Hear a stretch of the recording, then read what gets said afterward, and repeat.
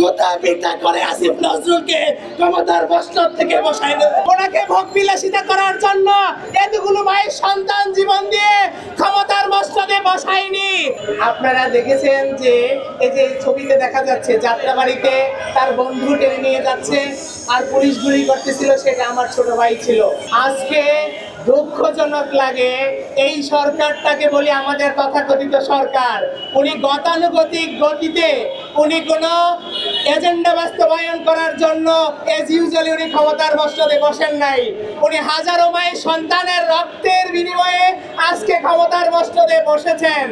উনি এক বছর হয়ে গেছে, এক বছরে ওনার সংস্কার নামে আমরা কি দেখেছি? ভোগ বিলাসিতা ছাড়া আর কিছুই দেখিনি। ওনাকে ভোগ বিলাসিতা করার জন্য এতগুলো মায়ের সন্তান জীবন দিয়ে ক্ষমতার বস্ত্রে বসায়নি। আমরা সংস্কারের নামে কি দেখেছি? ডক্টর ইউনূসের 650 কোটি টাকা মওকুফ করতে দেখেছি।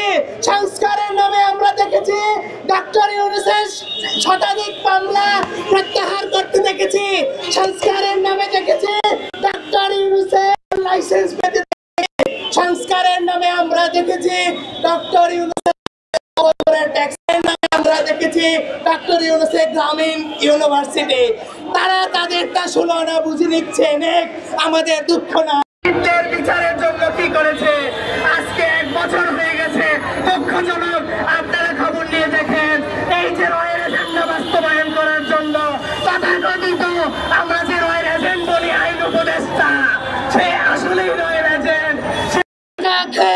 হাইকোর্টের সাথে লিয়াজু মেনটেন করে সমস্ত আসামিদেরকে জামিন দিচ্ছে।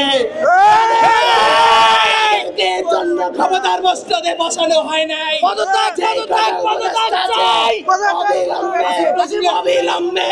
অবিলম্বে আইন উপদেষ্টাকে পদত্যাগ করতে হবে, না হলে তাকে শহীদ পরিবার জুতা পিটা করে আসিফ নজরুলকে ক্ষমতার বস্ত্র থেকে বসায় দেবে।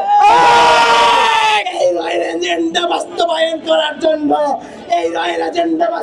করার জন্য এই ঘুষখোর আসিফ নজরুলকে এতগুলো মায়ের সন্তান তাদের জীবন দিয়ে ক্ষমতার বস্ত্রে বসায় নাই।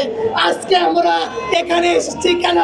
আজকে আমরা এক বছর হয়ে গেছে, একটা মামলার কেন এই সরকার আনুষ্ঠানিক বিচার করতে পারলো না? সে ব্যর্থ সরকার হিসেবে নিজেদেরকে মানুষের কাছে দিন দিন ব্যর্থ সরকার হিসাবে পরিচয় করতেছে।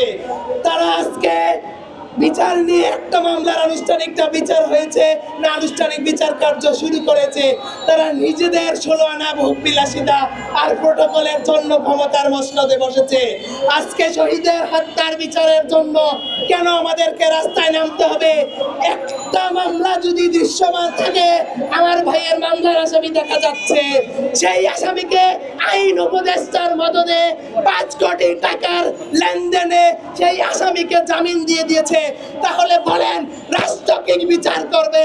এই রাষ্ট্রের জন্য কি এতগুলো মায়ের সন্তান তাদের জীবন দিয়ে এই দেশটাকে স্বাধীন করে গিয়েছে? আমরা আজকে অবিলম্বে যেই কোর্ট থেকে বৈষম্য বিরোধী ছাত্র আন্দোলনের হত্যা মামলাগুলোর জামিন দিয়েছে, সেই বেঞ্চের বিচারপতিদেরকে বহিষ্কার করতে হবে, তাদেরকে বরখাস্ত করতে হবে, আইন উপদেষ্টাকে আজকেই পদত্যাগ করতে হবে। আমরা এখানের পরে অবস্থান কর্মসূচি পালন করব। ধন্যবাদ।